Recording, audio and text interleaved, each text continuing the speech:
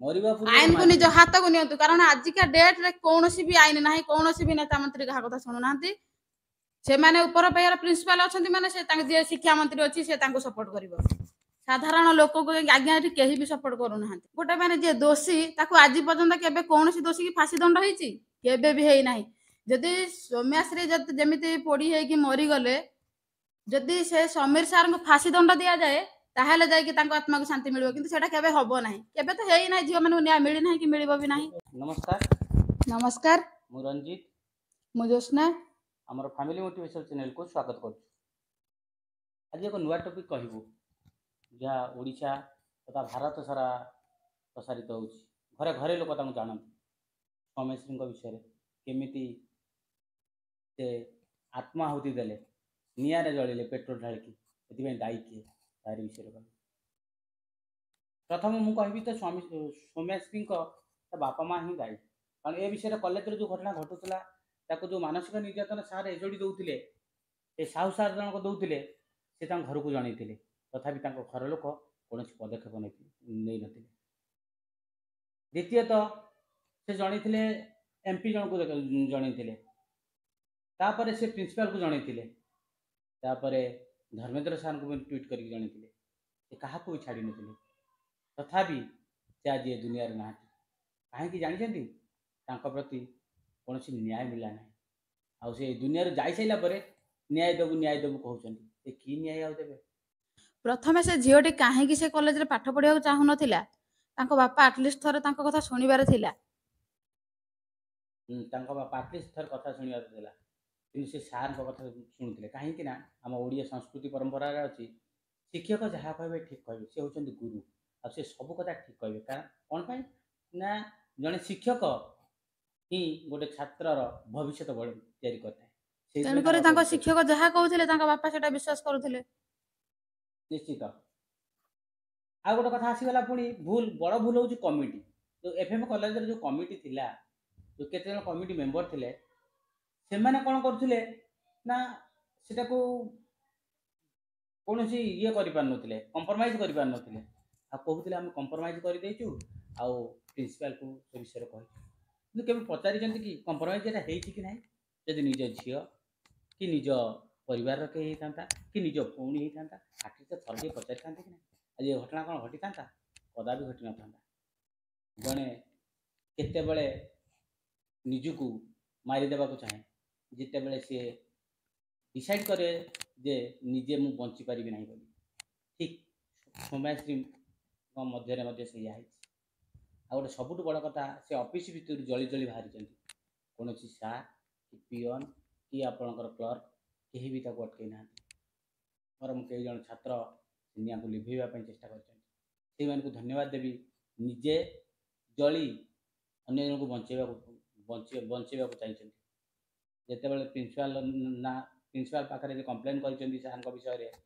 मानसिक निर्यातना दौरान बोली मोस्ट ऑफ स्टूडेंट कौन कर सार सपोर्ट कहीं भयर जाए सार आमको फेल करदे मार्क कम देवे बेसी दिन आम रहीजु चाकरी करूँ यही सब नहीं ये आज्ञा कि प्रकार गुरु यही गुरु को आपण मैंने कौन कह भाषा आपण मैंने देखते गोटे भिजुआल भाइराल होची जितेबाला से झीटी तार कंप्लेन करुच्ची प्रिंसिपाल पाखे बसिकी प्रिंसिपाल सार समीर सार कि पूरा हसिकी उड़े दौरान कथा को माने कहवा कथा ये जहाँ कहूँ ठीक कहूँ किए जो एचओडी जनक जो सार जनक जहाँ कहते ठीक कहते झील जनक जो सौम्यश्री जनक सब भूल कहते से कथा को लेकिन किए भूल किए ठीक प्रमाण करने को जाए ये पेट्रोल ढालिक दियासी मार्चंट निजे आजिकल जो आंदोलन देखा ये केते दिन एमती अनेक समस्या आसुचंती निआरे जलुचंती आहुति होउचंती एमती चली अनेक केते दिन एमती चलिबो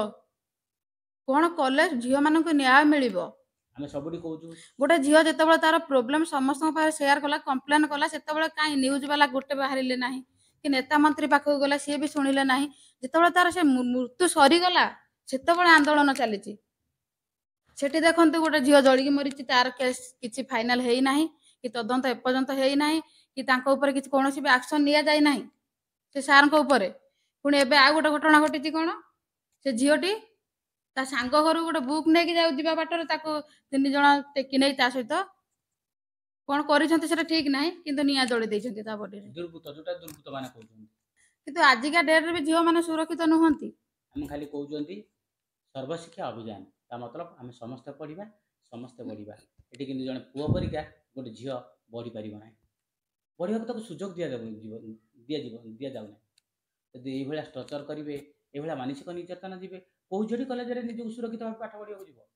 ଗୋଟେ ଝିଅ ସମସ୍ତଙ୍କ ପାଖକୁ ଯାଇ ହାରାସମେଣ୍ଟ ହେଇ ସେ ଶେଷରେ ମୃତ୍ୟୁକୁ ନିଜର କରିବାକୁ ଚାହୁଁଛି କାହିଁକି? ଏଠି ତ ମୁଁ ପ୍ରଥମେ କହିବି ମାନେ ସୌମ୍ୟାଶ୍ରୀଙ୍କର ଟୋଟାଲ ବି ମରିବାର ହିଁ ନଥିଲା।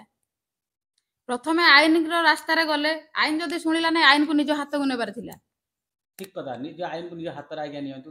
ଆଉ ସବୁ ଝିଅମାନଙ୍କୁ କହୁଛି ଆପଣ ମାନେ ଏଭଳି ମାନେ ମୃତ୍ୟୁକୁ ଆପଣେଇ ନିଅନ୍ତୁ ନାହିଁ, ନିଜେ ସାମ୍ନା କରନ୍ତୁ। ଆଉ ସୌମ୍ୟଶ୍ରୀ ଜଣେ ସାଧାରଣ ଝିଅ ନଥିଲେ, ଜଣେ କରାଟିୟର ଥିଲେ, ମାଷ୍ଟର କରାଟିୟର ଥିଲେ। ସେ ଏକା 5-10 ଜଣଙ୍କୁ ମାରିପାରିବେ, ଏଠି ମାରିବାର ଥିଲା। ସେ ଗୁରୁ ହଉ ଝିଅ ହଉ, ଗୁରୁ ଯଦି ଛାତ୍ରକୁ ଛାତ୍ର ଭଳିଆ ନ ଦେଖେ, ଖରାପ ନଜରରେ ଦେଖେ, ତାହେଲେ ଗୁରୁକୁ କାହିଁକି ଆମେ ଗୁରୁର ସମ୍ମାନ ଦେବା?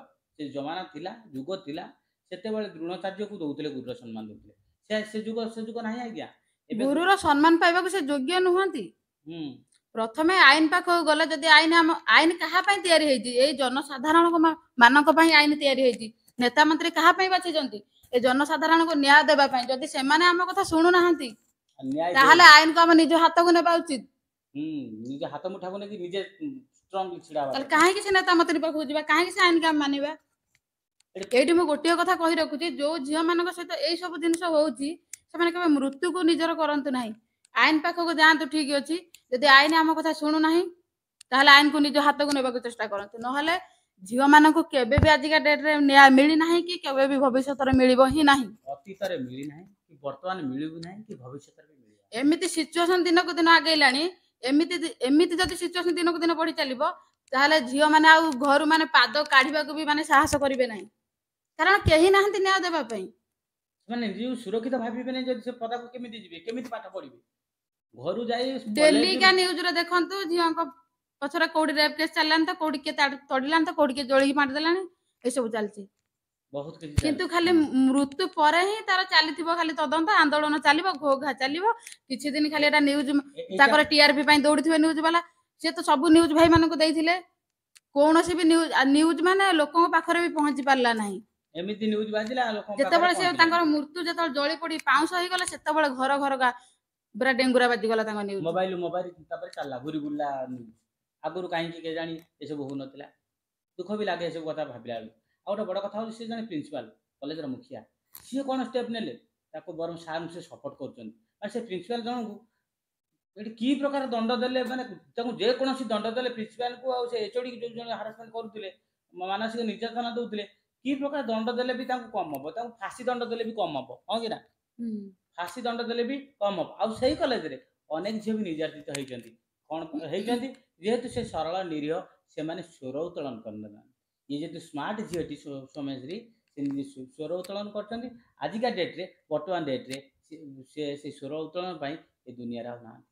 ଦେଖନ୍ତୁ, ଆଜିକା ଡେଟରେ ଗୋଟେ ଝିଅ ପାଇଁ ଗୋଟେ ଯୋଉ ମାନେ ଯୋଉଠି କୁହନ୍ତି କଲେଜ ହଉ ସ୍କୁଲ ହଉ, ସେଠି ନିଜର ଭବିଷ୍ୟତ ଗଢିବା ପାଇଁ ଯାଉଛନ୍ତି, ସେଠି ଗୋଟେ ଝିଅ ସହିତ ଅଭଦ୍ରାମୀ ହଉଛି।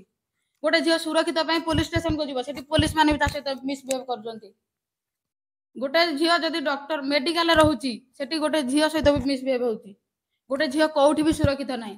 ତେଣୁକରି ଆଜିକା ଡେଟରେ ଯୋଉ ବି ଭଉଣୀ ମାନେ ଅଛନ୍ତି, ଯାହା ସହିତ ଏସବୁ ମାନେ ଭୁଲ ହଉଛି, ସେମାନେ ଆଇନ ପାଖକୁ ଯାଆନ୍ତୁ। ଯଦି ଆଇନ ଆପଣଙ୍କର କଥା ଶୁଣୁନାହିଁ ତାହେଲେ ଆଇନକୁ ନିଜ ହାତକୁ ନେବାକୁ ଚେଷ୍ଟା କରନ୍ତୁ, କିନ୍ତୁ ମରିବାକୁ ଚେଷ୍ଟା କେବେ ବି କରନ୍ତୁ ନାହିଁ। କାରଣ ମରିଗଲେ ସରିଗଲା। ଆପଣ ଯେମିତି ଆଜି ନିର୍ଯାତିତ ହେଇକି ମରିଗଲେ, ହୁଏତ ସେ ସାରଙ୍କୁ ସେଇ ଚାକିରି ପଦବୀରୁ ବାହାର କରିଦେଇ ପାରନ୍ତି, କିନ୍ତୁ ସେ ତ ଆଉ 3 ମାସ କି 4 ମାସ ସେ ଜେଲରେ ରହିବେ, ପୁଣି ବେଲ ହେଇ ଆସିବେ ଦୁନିଆରେ। ସେ ପୁଣି ତମ ଭଳିଆ ଝିଅଙ୍କ ସହିତ ପୁଣି ଅତ୍ୟାଚାର ତାଙ୍କର ଆରମ୍ଭ କରିବେ, କାରଣ ସେ ସେଇ ପ୍ରକୃତିର ଲୋକ। ତେଣୁକରି ଆପଣ ନିଜେ ମରିବା ପୂର୍ବରୁ ପ୍ରଥମେ ସେଇ ଭଳିଆ ରାକ୍ଷସ ମାନଙ୍କୁ ହଟେଇବାକୁ ଦୁନିଆରେ ଚେଷ୍ଟା, ଆଇନକୁ ନିଜ ହାତକୁ ନିଅନ୍ତୁ। କାରଣ ଆଜିକା ଡେଟରେ କୌଣସି ବି ଆଇନ ନାହିଁ, କୌଣସି ବି ନେତା ମନ୍ତ୍ରୀ କାହା କଥା ଶୁଣୁନାହାନ୍ତି। ସେମାନେ ଉପର ପାହ୍ୟାର ପ୍ରିନ୍ସିପାଲ ଅଛନ୍ତି ମାନେ ସେ ତାଙ୍କ ଯିଏ ଶିକ୍ଷା ମନ୍ତ୍ରୀ ଅଛି ସେ ତାଙ୍କୁ ସପୋର୍ଟ କରିବ। ସାଧାରଣ ଲୋକଙ୍କୁ ଆଜ୍ଞା ଏଠି କେହି ବି ସପୋର୍ଟ କରୁନାହାନ୍ତି। ତେଣୁକରି ଆଇନ ଯଦି ଆପଣଙ୍କ କଥା ନ ଶୁଣୁଛି ତାହେଲେ ସେ ଆଇନକୁ ନିଜ ହାତରେ ହିଁ ଭାଙ୍ଗିବାକୁ ଚେଷ୍ଟା କରନ୍ତୁ। ତାପରେ ଦେଖିବେ ଯାହା ହବା କଥା। ନିଜେ ମରିବା ପୂର୍ବରୁ ପ୍ରଥମେ ସେ ରାକ୍ଷସକୁ ଆଗେ ରାସ୍ତାରୁ ହଟେଇବା ପାଇଁ ଚେଷ୍ଟା କରନ୍ତୁ। କରନ୍ତୁ ନା କରିଦିଅନ୍ତୁ। ତାହେଲେ ଯାଇକି ନାରୀ ମାନଙ୍କୁ ଏ ଦୁନିଆରେ ନ୍ୟାୟ ମିଳିବ। ଆଉ ନିଜେ ନହେଲେ କେବେ ବି ଏଇ ଆନ୍ଦୋଳନ ଆଉ କିଛି ଦିନ ନିଜେ ପାଇଁ ଆଉ ନ୍ୟୁଜ ବାଲା ବି ଟିଆରପି ପାଇଁ କିଛି ଦିନ ପାଇଁ ଦୌଡ଼ିବେ, ତାପରେ ସବୁ ଏ ଥମିଯିବ। ଆନ୍ଦୋଳନ କଲେ ଆଉ ସୌମ୍ୟାଶ୍ରୀ ଫେରିବେ, କିନ୍ତୁ ସୌମ୍ୟାଶ୍ରୀ ଭଳିଆ ଘଟଣା ପୁଣି 3 ଦିନ ଯାଇନଥିବ ଜାଣିନଥିବ ନ୍ୟୁଜ ହାଇଲାଇଟ ହବ। ଏବେ ବା ଗୋଟେ ହେଇଛି, ହବ କଣ? ଗୋଟେ କେସ୍ ଯାଇନାହିଁ, ପୁଣି ଗୋଟେ କେସ୍ ବାହାରିଲାଣି। ଆଉ ସୌମ୍ୟଶ୍ରୀଙ୍କୁ ସରି ସୌମ୍ୟଶ୍ରୀ ତାଙ୍କ ବାପା ମାଆଙ୍କୁ ଆଉ କଣ ସୌମ୍ୟଶ୍ରୀ ମିଳିବେ? ସୌମ୍ୟଶ୍ରୀ ଆଉ କଣ ମିଳିବେ?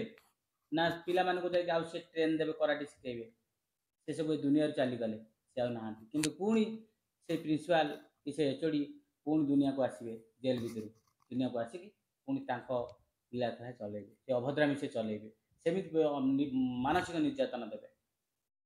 ଦେଖନ୍ତୁ ଏଇ ସବୁ ଯେତେ ବି ରେପ୍ କେସ୍ ହେଇଗଲେ ବି ସୁଦ୍ଧା ଗୋଟେ ମାନେ ଯିଏ ଦୋଷୀ ତାକୁ ଆଜି ପର୍ଯ୍ୟନ୍ତ କେବେ କୌଣସି ଦୋଷୀ କି ଫାଶୀ ଦଣ୍ଡ ହେଇଛି? କେବେ ବି ହେଇନାହିଁ। ଯଦି ସୌମ୍ୟାଶ୍ରୀ ଯେମିତି ପୋଡ଼ି ହେଇକି ମରିଗଲେ, ଯଦି ସେ ସମୀର ସାର୍ଙ୍କୁ ଫାଶୀ ଦଣ୍ଡ ଦିଆଯାଏ ତାହେଲେ ଯାଇକି ତାଙ୍କ ଆତ୍ମାକୁ ଶାନ୍ତି ମିଳିବ, କିନ୍ତୁ ସେଟା କେବେ ହବ ନାହିଁ। କେବେ ତ ହେଇନାହିଁ, ଝିଅ ମାନଙ୍କୁ ନ୍ୟାୟ ମିଳିନାହିଁ କି ମିଳିବ ବି ନାହିଁ। ଓଡ଼ିଶାରେ ଏଭଳି କେବେ ଦେଖାଯାଏ? ଓଡ଼ିଶାରେ ସେଟା କେବେ ଆମେ ଦେଖିନାହୁଁ। ତେଣୁକରି ପ୍ରତ୍ୟେକ ଝିଅ ମାନଙ୍କୁ କହୁଛୁ, ଯଦି ଆଇନ ଆପଣଙ୍କ କଥା ନ ଶୁଣୁଛି ତାହେଲେ ଆଇନକୁ ନିଜ ହାତକୁ ନିଅନ୍ତୁ। ଆଉ ତମେ ନିଜେ ଯଦି ଦୁନିଆରୁ ହଟିବା ପାଇଁ ଚାହୁଁଛନ୍ତି, ପ୍ରଥମେ ଆଗେ ତାଙ୍କୁ ହଟେଇବାକୁ ଚେଷ୍ଟା କରନ୍ତୁ, ତାପରେ ଯାହା ହବ ଦେଖାଯିବ। ତାପରେ ଯାହା ହବ ଦେଖାଯିବ। ରଖୁଛୁ ଆଜି ପାଇଁ ଏତିକି। ଭିଡ଼ିଓଟି ଯଦି ଭଲ ଲାଗିବ ଲାଇକ୍ କମେଣ୍ଟ ସେୟାର କରିବେ, ଆଉ ପ୍ରତ୍ୟେକ ଲୋକଙ୍କ ପାଖରେ ପହଞ୍ଚେଇବେ। এই ভিডিওটি প্রত্যেক ঝিও ମାନଙ୍କ পাখରେ ভিডিওটি নিହାতি ପହଞ୍ଚିବା ଦରକାର। ଆଉ ନିଜକୁ ଏମିତି ମୋଟିଭେଟ କରନ୍ତୁ, ନହେଲେ ଦୁନିଆର ରାସ୍ତାରେ ଆପଣ ଚାଲି ପାରିବେ ନାହିଁ। ପ୍ରତ୍ୟେକ ଝିଅ ମାନଙ୍କୁ ମୋର ଏଟା ଗୋଟିଏ ବାର୍ତ୍ତା। ନମସ୍କାର। ନମସ୍କାର।